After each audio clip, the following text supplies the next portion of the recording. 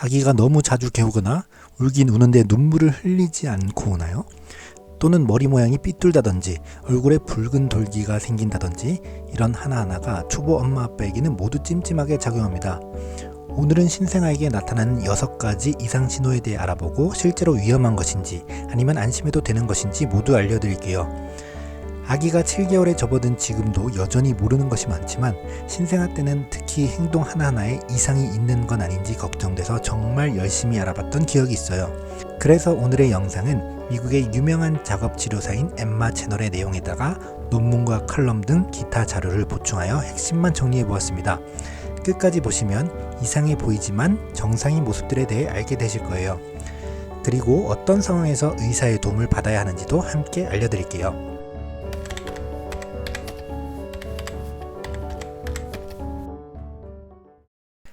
아기가 수유 후 자주 토하거나 개워내는 것은 초보 엄마 아빠에게는 큰 걱정거리가 될 수 있습니다. 그러나 이는 대부분 식도와 위를 연결하는 괄약근이 아직 미숙해서 발생하는 흔한 현상이에요. 아기가 아프거나 보채지 않고 체중도 잘 늘고 있다면 크게 염려하지 않아도 됩니다. 하지만 단순히 개워내는 것을 넘어 아기가 고통스러워 보이거나 수유 시 심하게 보채거나 자주 사례가 들리는 등 불편한 기색을 보인다면 주의 깊게 관찰해야 합니다. 또한 개워내는 양이 많고 체중이 늘지 않거나 감소한다면 단순한 역류가 아닌 다른 원인이 있을 수 있어요. 이런 경우에는 반드시 병원에 방문하여 전문의와 상담하고 정확한 진단을 받는 것이 중요합니다.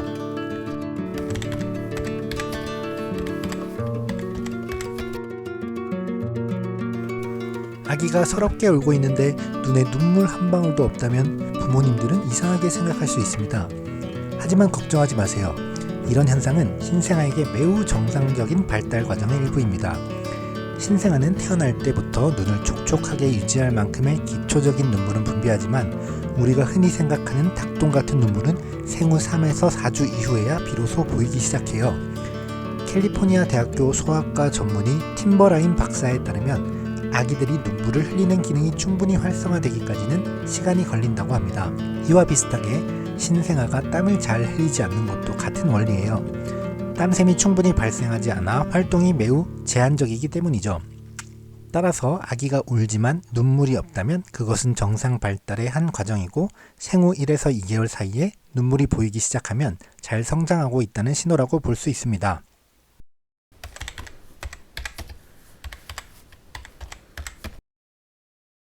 태어난 지 얼마 안 된 아기 머리 모양이 약간 찌그러져 있거나 한쪽이 납작해 보일 수 있어요. 이는 분만 중 압력이나 아기가 거의 누워서 생활하는 습관 때문에 생기는 자연스러운 현상입니다. 특히 한 방향으로 오래 눕혀 재우면 뒤통수나 옆면이 납작해지는 자세성 사두증이 흔해요. 아기 머리뼈는 성인과 달라 모양이 쉽게 변형되거든요. 대부분은 생후 6주 이내에 정상으로 돌아오게 됩니다. 아기의 예쁜 두상을 위해 부모님들이 좌우로 돌려가며 재우기도 하죠. 하지만 짱구 베개와 같은 사용은 질식이나 돌연사 위험이 있어 미국 FDA에서 권고하지 않으니 사용하지 마세요. 아이의 머리 방향을 자주 바꿔주는 것만으로도 좋은 예방이 됩니다. 또 아기가 엎드려 노는 연습을 시켜 목 근육 발달을 돕는 것도 중요해요. 하지만 생후 2개월이 지나도 머리 모양이 계속 납작하거나 비대칭적이라면 전문 진료를 받아봐야 해요. 특히 두개골 유합증은 아기 머리뼈의 봉합선이 너무 일찍 닫히는 질환으로 방치하면 뇌발달에 영향을 줄 수 있어 빠른 진단과 수술적 치료가 중요합니다. 자세성 사두증 치료를 위해 두상 교정 헬멧을 사용하기도 하는데 이는 객관적인 진단 기준에 따라 전문의가 처방하는 치료법입니다. 무작정 예쁜 두상만을 쫓아 헬멧을 씌우려는 것은 매우 조심해야 합니다. 사두증은 발달 지연 등 다른 질환과 연관될 수 있으니 반드시 전문의로부터 정확한 진단과 동반 질환 여부를 확인받아야 합니다. 아기의 두상 변형이 걱정된다면 망설이지 말고 전문의 상담을 받아보세요.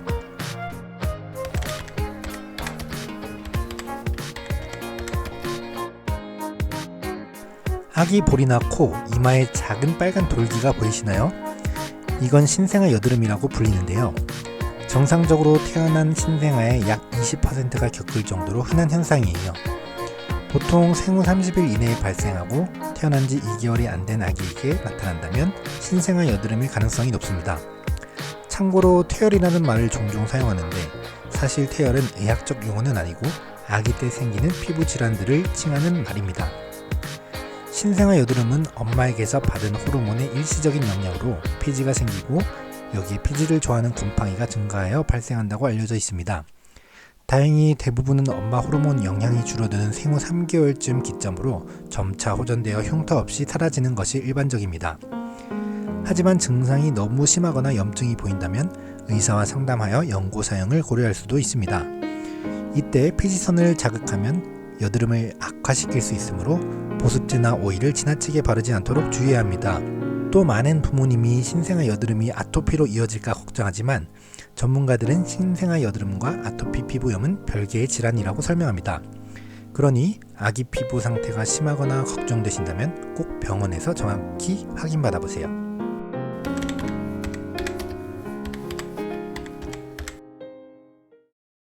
아기가 팔다리를 격년처럼 부르르 떨거나 움찔하는 모습을 본 적 있으신가요? 깜짝 놀랄 수 있지만 대부분은 정상적인 신경 발달 과정에서 나타나는 현상입니다. 신생아는 아직 뇌에서 몸으로 가는 신경 신호가 완전히 정리되지 않아 잠들기 전, 울 때 또는 배고플 때 팔다리를 격년처럼 움직일 수 있어요. 하지만 이런 정상적인 움직임과 달리 영아연축이라는 심각한 뇌전증의 일종일 수도 있어요. 영아연축은 아기의 머리와 몸이 동시에 굽혀지거나 뻗는 짧고 강한 수축이 수차례 반복되는 특징을 보입니다. 주로 잠들기 직전이나 깰 무렵에 나타나고 발작이 여러 번 연달아 이어질 수도 있죠. 정상적인 몸서리나 모로 반사는 보통 몇 초 안에 멈추고 감정 변화나 자극에 의해 생기는 짧은 반응이지만 영아연축은 반복적이고 규칙적인 양상을 보이며 아이의 표정이 멍해지는 모습을 보이기도 합니다.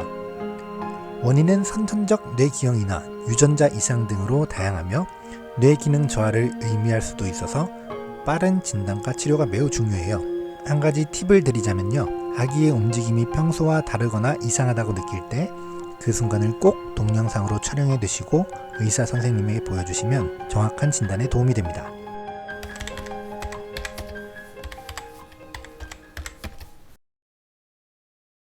앞의 내용과 반대로 아기의 눈에서 눈물이 계속 흐르거나 눈가가 늘 촉촉하게 젖어 있다면 이는 선천성 눈물길 폐쇄일 수도 있습니다.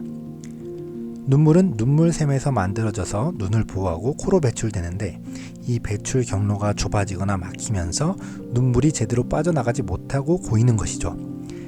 정상 주수를 채운 신생아의 약 6%에서 이런 증상을 보이는데 코 눈물관 끝부분이 얇은 막으로 막혀 있는 경우가 많습니다. 대부분의 아기는 생후 2주 정도부터 증상을 보이며 첫돌이 될 때까지 80에서 90%가 자연적으로 해결됩니다.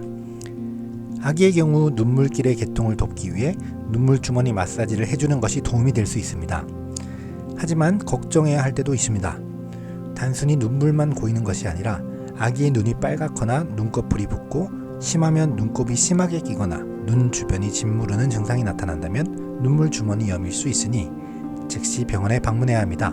생후 6에서 12개월까지도 증상이 나아지지 않는 경우 전신마취 없이 간단한 눈물길 더듬자 시술을 통해 막힌 부위를 뚫어줄 수 있습니다. 15개월 이후에는 성공률이 낮아지고 아이가 힘이 세져 전신마취 없이는 하기 어려우니 주의 깊은 관찰이 필요합니다. 오늘 소개해드린 6가지 신호들은 모르고 보면 걱정이 되지만 대부분 정상적인 발달 과정이라는 점 확인하셨죠? 하지만 이상 징후가 계속되거나 증상이 심해진다면 전문가의 판단이 꼭 필요하다는 점도 기억해 주세요. 저처럼 초보 부모님들께 오늘 내용이 조금이나마 도움이 되었으면 좋겠습니다. 이 외에도 아기를 키우면서 도움을 받았던 내용을 계속 소개하고 있으니까요. 구독하시고 좋은 정보 받아가세요. 그럼 오늘도 행복한 육아 되시길 원하겠습니다. 감사합니다.